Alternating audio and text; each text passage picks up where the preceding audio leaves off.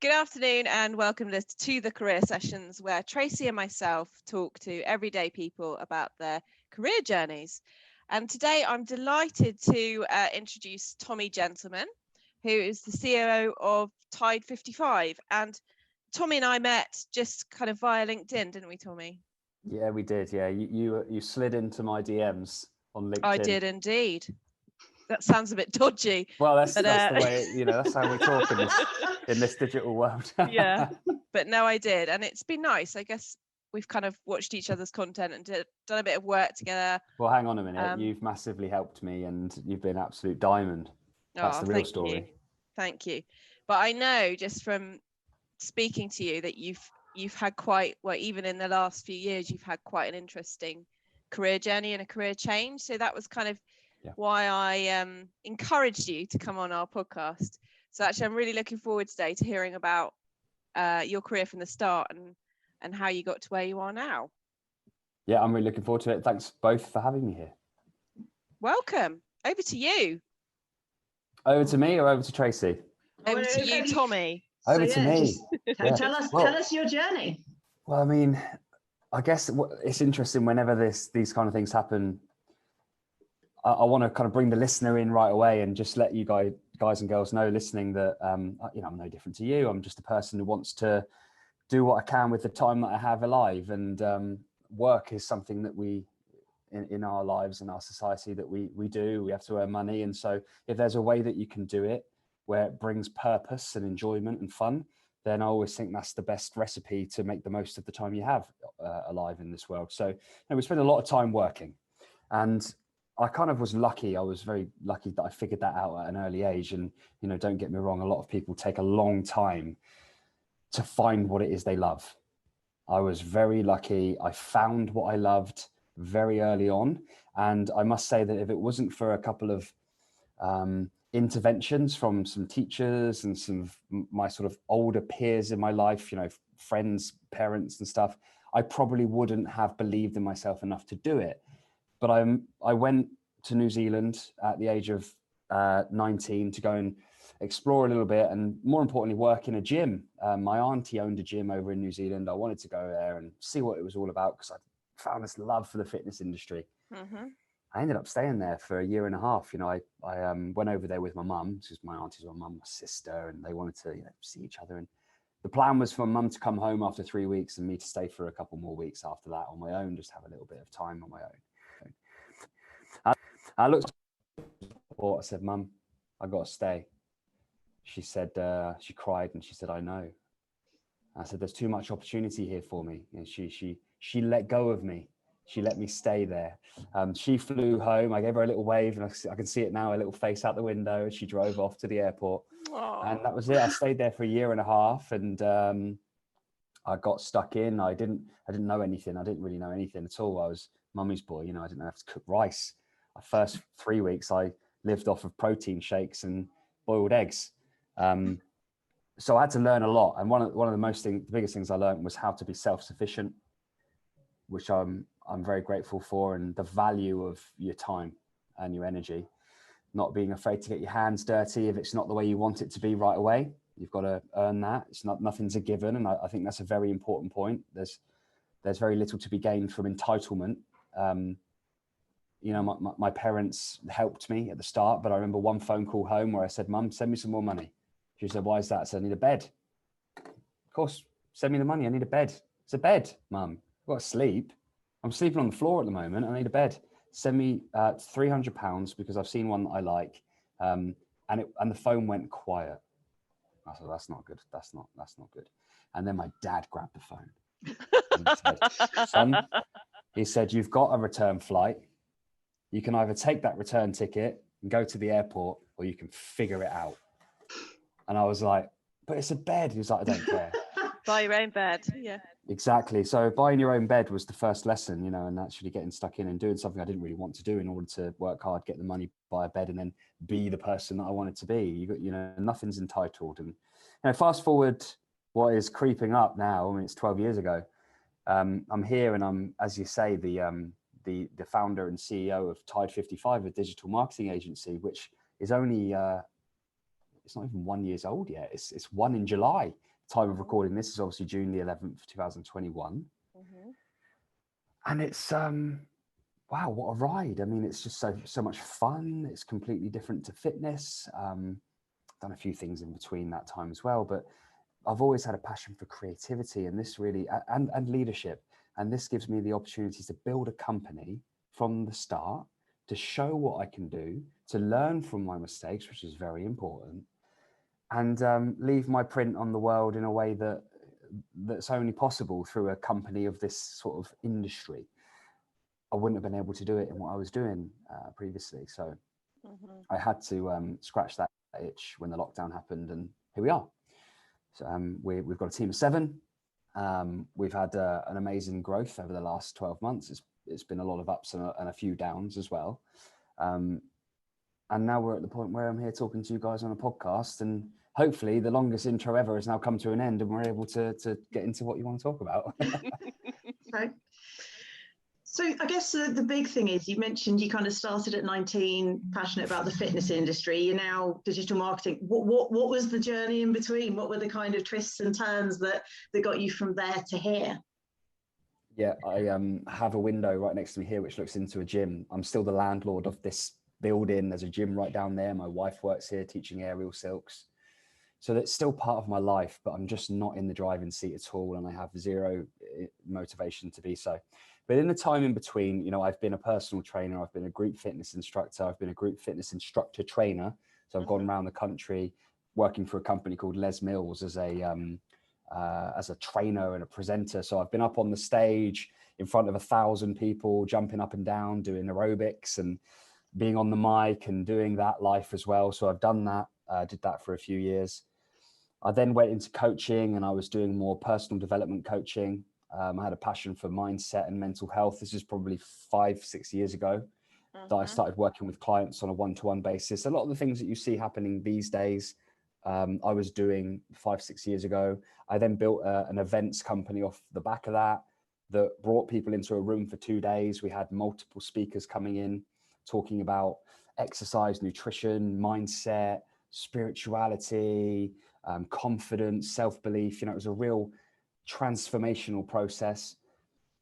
That went great and I loved it, but it just didn't feel right and needed to shed that skin, which was difficult because I'd built such an identity, which most people still know me as, of this guy speaking about these things and helping people to change the way they look at life. And you know, I don't want to annoy anybody, and anyone that's doing this now, full respect to you. The world needs it, particularly the mental health side. I know you girls are passionate about that too. But personally, I had to take away the professional aspect of how much I care about people. And I had to just learn how to be a caring person and just do it without any reason to do it for business, you know, without having to have that, even if it was 1% agenda of, well, this is the work I do, this is my business. I had to take that away. I enjoy writing. I wrote a book a couple of years ago called Back Yourself, and I intend to write more, but I had to free myself from the constraints of commerce around that thing that I feel is deeply in my heart and soul. Doesn't need to be also in my resources of life and my constructs that I, you know, material, you know, things that they don't need to be connected personally for me.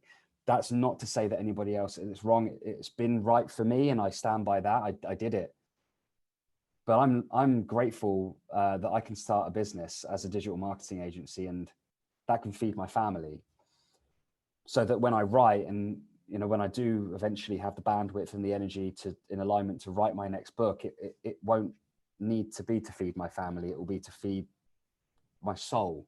And I know that sounds a bit woo-woo, but I think you get it. And I kind of, it does ride on the narrative here, which is doing what you love and also loving what you do. It's okay to change. It's okay to love something and tell everyone you love it and be that person. But then it's also okay to own the transition and go, do you know what? I don't love that anymore. I've fallen out of love with it. And so actually I feel like I love this now. Well, I think that one of the things that we've noticed since, you know, doing this podcast is most people's career journeys are non-linear, you know, and there's very few people that just stick doing one thing. So I imagine when you were doing that for those however many years, that was the right thing for you to do at that time, and it felt good. But then perhaps things changed and it was time to do something else. I don't think, everybody knows now you don't have to stay doing the same thing for the rest of your life. Those days are gone. Yeah, and it could be like glue. You can have glue around you, and the glue can show up in human form. It can be people in your life that will say no. It could be fear. It could be you can't. My wife has supported me in these transitions. She could have easily said to me, no, you can't put our family at risk by deleting your income. Yeah. And starting again. How do you think? So just going to say, because I think one of the things that does often stop people is that glue, is that fear. And, obviously people are an aspect of that. And I guess, obviously you've been very fortunate in that you've, and I think both Lucy and I have as well, because we've both made changes in our lives that have had effect on other people and we've got the support for it. What do you think for people who maybe don't have that support? I mean, how do you see, is that journey still possible, do you think, for them? I think it's less possible, but it's still possible, if that makes sense. So, the odds are less, but it's still possible. I think that it's very easy to say, find other people who do believe in you and, surround yourself with people who, but I'm not having it. If you're married to someone, or it's your parents, or it's your child, or it's your best friend, you can't, you know what? I don't want to have anything to do with you anymore because you don't believe in me. The chances are they're only like that because they do believe in you. They believe in your safety and security. And so they're only portraying their fear for you. Don't do that because you don't know what might happen. It could be worse. And so they're just trying to hold you in that position. So my genuine best advice I could give, rather than the easy option, which is surround yourself with better people who cheer you on, is just having an honest conversation, because that person will not lose out. Either it's going to work and everyone's going to be happy, or it's not going to work and they're going to be right. And so I would always say, like, look, I know you don't get it. I know you don't understand, or you don't see it. And I'm doing my best to explain and help you understand it. It means a lot to me. And if you love me or you care about me or, whatever, then let me do it, because only one of two things is going to happen. It's either going to work, in which case it's going to be well, or you're going to be right and you can tell me I told you so. And I will hold my hands up and I'll take that, because that's it, isn't it? That's allowing the journey to take place. It's only going to end up in one of two places. Yeah, but I think if you don't try, you always wonder. So, and that's the problem, because that breeds that actually breeds regret, and regret can is eat you up. Oh, absolutely. And it will sabotage your relationships as time ticks on. Every day that you live in some form of regret, it will rot you, and you'll either lash out verbally at someone one day, or you'll just down tools, and it won't be pretty. So I know how tough it's been recently for people, but also how tough it is anyway, even before the pandemic. Don't get me wrong, we weren't living some sort of floaty life before that. It's challenging. And if you think that I'm talking from a high horse position here, I'm not. I'm talking from shoulder to shoulder as someone who knows what it feels like. It's about communicating how you feel and understanding that when people hold you back, it's not as easy as just don't talk to them anymore. It's about helping them understand and hearing them, because they're only concerned about you. That's why they're saying these things. Don't get me wrong, if it's someone on the outside throwing stones in, fuck them. Like, don't. You said I could swear. Yeah, you can. That doesn't count.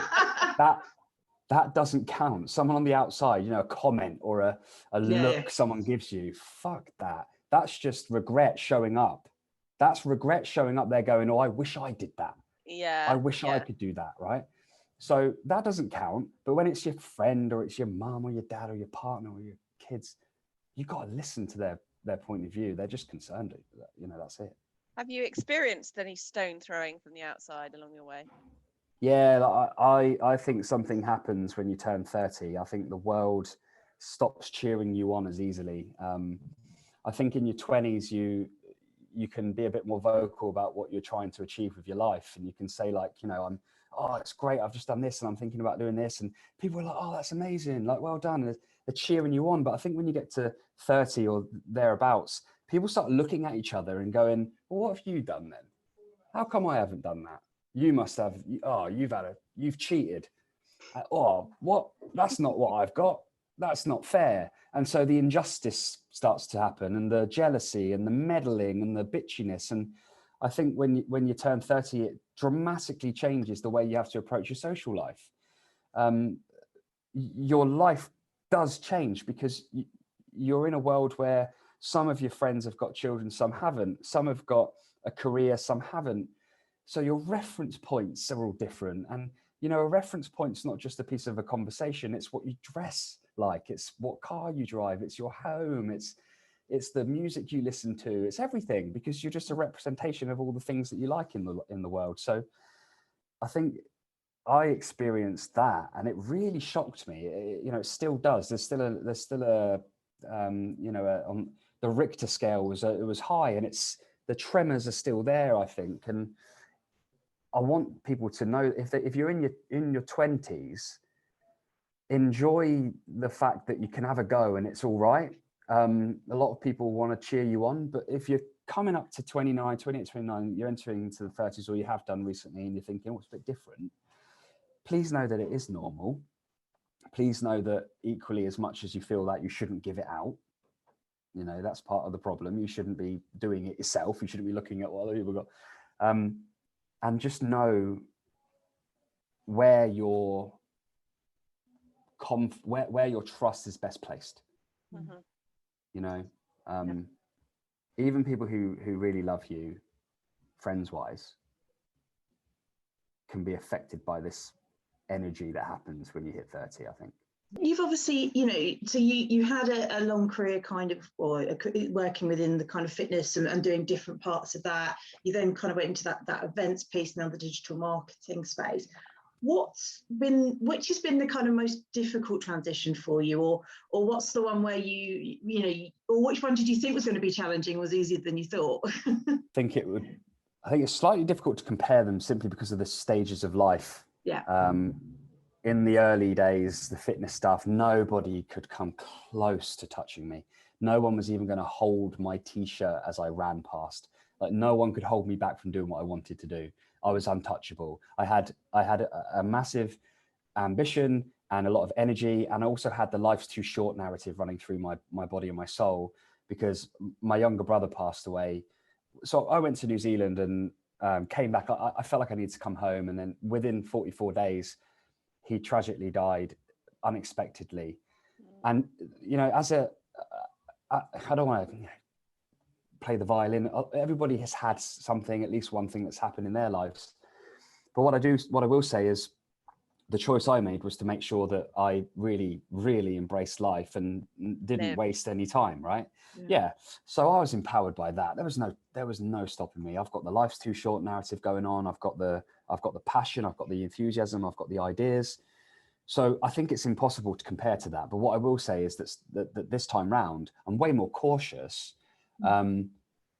because I know there's more at stake, because I've made mistakes and I've felt those mistakes, but also because I've got 2 kids and a marriage and a mortgage and, responsibilities as well. Also, my parents are getting older, as everyone does. And I want to make sure they, that I'm true to them, and they feel my stress. If I'm stressed out, they feel that too. They care about me. They love me. They're going to feel it. Mm-hmm. So I'm more cautious about things this time round. That's one thing I will say. But then to answer the question, I think the middle bit, that was a destiny. That was a pre-written. That was always going to be like, I knew that I could go from 0 to the top of the Premier League pretty quickly in that industry. I just felt it was going to happen. Now, I'm not sure whether the energies that were driving me were the best for me as a person, but I really pushed myself and I really worked hard to do it. And I achieved a lot in a very short space of time. So I would say that was the hardest and the most natural out of all of it. But it was a supernova. It was not sustainable. There is no way it could have, but it did a lot of good for me. It got me into a position where I could help struggling. I had at that point the two businesses. I was helping the struggling business with the money that I was earning through that. And also it helped me and my wife to get a house, which at that time it was a supernova moment. It had to happen then. Would you say that was your most challenging career moment or time in your career? I would say yes, because I really pushed myself. I really I hammered myself. You know, I'm going away doing these events, and I'm giving everything I can in my body, my mind, my soul. Energy. Transformation's hard because you can't be good at it unless you can shield yourself from trauma. So I'm dancing with people's trauma on a regular basis, and as much as I said it didn't have an effect on me, it does. Yeah. You know, at mass level, I was putting myself in the public eye, and looking at it, there would have been a lot of people who might have thought, who does he think he is? But I didn't care, because I believed in it and I knew that it was the right thing to do at the time, as you said. So it was the most challenging, but only because it demanded the most from me. Yeah. And it was just me. There were some fantastic people that helped me along the way, teams, events, support staff, selling tickets and all that. But at the end of the day, it was me that was, you know, take me out of it. It nothing happens. Whereas this business now is not, you know, I'm a part of a team, and I don't, I'm not the business. The business is Thai 55. It sounds like that's a relief for you. I was going to say. I feel like I love sport, and I always like using sporting analogies, but I've had to really push myself out of it recently, because I think in my body and in my mind, I'd sort of retired the athletic days. Like, it was like, you've had your career and now you can relax. And a lot of footballers, a lot of sports people, as we know, they really decline when that happens, because they crave the peace and quiet, and they crave the relief of not having to be in the furnace. But I've had to talk myself out of that narrative, because that's not me. I like it, I enjoy it, and I've just had to figure out how to bring it into this business. I have to be competitive, but I'd sort of taught myself that wasn't a positive thing, but it is. I have to be able to drive my teammates, and I have to help them and be honest with them, and they need to be honest with me if we want the same thing. So I've just recalibrated that.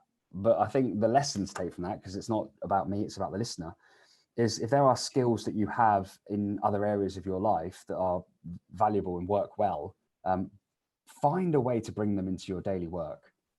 Because when you do, it will amplify everything. It will help, no question. If you were to go back and talk to 18-year-old you just before they jumped on that plane, what would you say? Was there learnings you'd have, things you wish you'd known, or, you know, or even just some support to say, you know, it's all going to be all right, mate? I mean, what would your message be? I'd say listen carefully. You know more than you think, and you know nothing at all. And how do you think that would have changed? What would you want your 18-year-old self to think about that? Stay in the middle. Like, I think I would have taken that from it, because I think you don't need to be either personalities. I think sometimes we protect ourselves by either being the expert, and our ego tries to protect ourselves by being the expert, knowing everything, or being the beginner. Oh, I don't know anything, so that's why. You know? Yeah. Whereas I think it would have been perhaps better. Not that I would change anything, because it's transpired in the way that it has, and I'd rather this than anything. And it's just, you know, it's a no-brainer. But I think there were certain things that I probably could have gone all in on a little bit more and just been a bit more confident about, because I was great at those things. But then there were probably other things that I think I could have learned and asked more questions. And I had a chance to work alongside some very interesting and capable people, and I could have probably have made more use of that by asking more questions, not trying to assume I was equal to them, because there was no way I was, in terms of my profession. But that's you only learn these things by having hindsight. Going, oh, I wish I'd done. Yeah, and I think that's why it's an interesting thing, right? Because hopefully people listening to this, they'll be at different points in their careers, or they'll just be starting their career journey. And I guess part of what we want them to take is, you can learn from even just listening to these, because as you say this, I look back when I started, and I'm sure Lucy does the same. Go, oh, I wish if I'd known that, like. That thing that happened. And so, it's, as you say, though, it's hindsight, right? And the best you can do is hope somebody else learns from it and you learn from it in the future. But it's always very interesting to hear what people's kind of views on that are and what they've experienced. And what I'm interested to know, what are your plans for the future? What does the future hold? Yeah, who knows? I think what I'd wish for is it's strange. I think I don't know if you guys have the same, but I certainly appreciate the commitment that people are making to me more than I did before, because I think you realize that it's a choice. Like, for every single one of my guys and girls that come and work in this office, it's a choice. They don't have to do that. Whereas I think before it was like, well, where else are you going to work? It's this. I'm the best person you could be working with right now. Like, there's nowhere else in the world that's going to be better than this. But it is a choice, no matter what. So I value that choice a lot more, and I really want to make sure that the future holds enough fun for people that I work with, and that it can be an enjoyable part of their lives, so that when they're older and looking back on life, they can feel really happy about the time they spent under my business watch, if that makes sense. Because it's so important. Like, it's so important. It's a choice, and people are choosing to be here. That's massive. It's an honor. It's an honor for someone to choose that. So the future, just making sure that we're always flying towards that. And there might be times when recently it's been a bit hectic and got a bit stressful, but as long as an aeroplane never flies in a straight line. There's wind resistance, there's other planes, you have to be able to calibrate. You go left too much, you got to adjust and go up and down and left and right. So as long as we're moving towards that the whole time, then everything else is all good. I don't want for yachts and Ferraris and stuff like that. I'd get bored after a week. Plus, I get really seasick, and I don't know anything about cars, so I'm not interested in that. I've got everything I need. But I tell you one thing: I want to make as much money as possible, because I see the money as a progress monitor. If I'm in this game, if I'm on the pitch, if I'm on the court of business, then I want to compete as hard as I can, and that's just a metric. Mm-hmm. It's not that I want to do anything with it. I don't really know what to do with it, to be fair, but I still want to make a shitload of it. That's really interesting, right? Because what you hear, on one hand, you're very content with what you've got, but you've still got that contentness isn't taking away the ambition. Yeah. And I think that's really powerful, because I think a lot of the time we're ambitious to the point that we fail to enjoy the moment and what we've already achieved and be happy with what we've got, because we're too focused on the money or whatever. And then equally, sometimes I think we can get so content we don't think about the future, because we're like, well, I'm all right now. And I think it's really interesting that you've got both of that. You've got that contentness. Yeah, I'm happy where I am, but also I want to, I want to get this, and because that's important to me as well. And I think that's a really. It does sound quite like you, Tracy. It's got to start in here. Yeah. It's got to start in here. Yes. It has to start. It has to start in here, and it can end up out there. That's okay, but it has to start in here. I think at the end of it, when I'm literally dying in my deathbed, and I hope it's in a hospital, because I don't want to die anywhere else or at home. I think it's important to think about it. Fair enough. I think there's sad success and there's happy success. Yeah. You've only got to look at celebrities and fame, people who have achieved things that have died in sad circumstances. The success, you could take that success and you could say it's parallel to someone who died happy, because the outside was the same, the money, the things, the fame, whatever. But the sadness and the happiness, that's from in here. Yeah. So I do think it's all about potential. It's not possible to do the same as the person next door. That you three of us, it's not possible because we're different people. Yeah. But as long as we are fulfilling our own human potential, not what someone else thinks we can do, or not what we should do, but what we feel in here that we're capable of doing. I know that I'm capable, and if I don't do it, I feel like I fucked up. Yeah. So I have to do it. Do you know what I mean? Like, I have to build a business that makes a lot of money, because that's one of the things I feel like is in me. Not because I want to, not because I want the rewards and the money and stuff. I don't. It's just because I know if I don't, I would have fucked my life, because it should happen.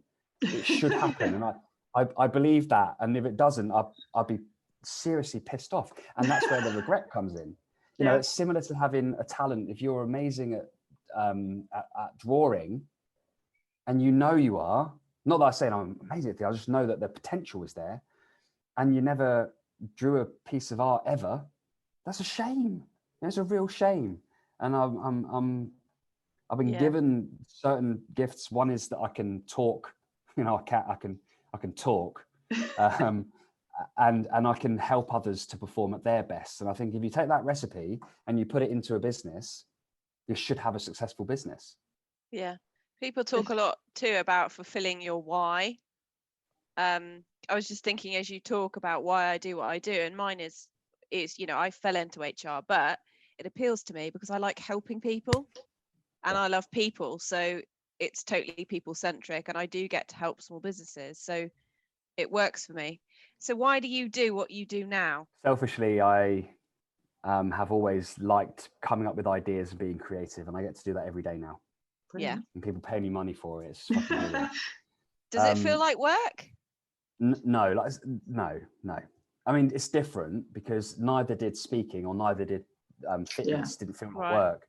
But this has a different. But even then, I would get like tired, muscle strains, or think, oh bloody, I've got to teach another class, or I've got to learn my choreography or whatever. You still got that thing. This business has different things. That's all. But it still doesn't feel like work in the primary. You know. Yeah. So that's a relief. I wouldn't do it otherwise. But the why, aside from being the selfish reason for being creative, it's so since we've started, okay, including our own employment and the clients that we work with, we've helped, I'd say, around 12 people to get new jobs. So we've helped to create, not people leaving and new people coming in. We've helped to create at least 12 full-time positions, either in our own company or the clients that we work with have grown so rapidly that they've had to employ new people. Yeah. Over 9 months, we've helped to employ 12 people. That's brilliant. So the why is that ripple effect of that person then having that job means that his or her family are okay, that they get to live a happier life, and that then means that their positive income, because it's a positive company that are paying them, because we only work with positive companies, then that's positive money going and being spent then on positive things, because that positive person wouldn't be working in that company if they weren't a positive person.